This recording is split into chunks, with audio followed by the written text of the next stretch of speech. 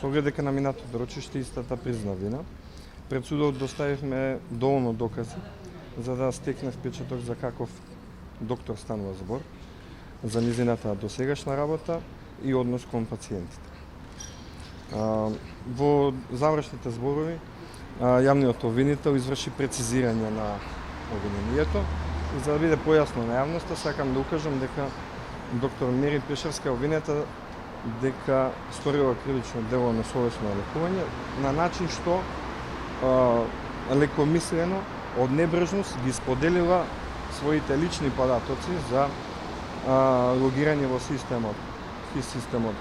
на онкологија и својот факсимил. Значи, она не се товари дека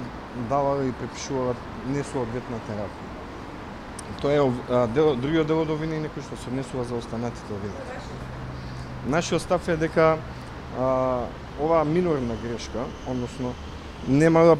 за цел да нанесе штета на никого, туку била воведена како пракса во работењето на онкологија,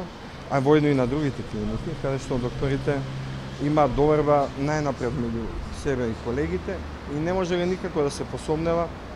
ниту она, ниту другите дека некој ќе ги злоупотреби таквите незини лични податоци и ќе препише несоодветна терапија.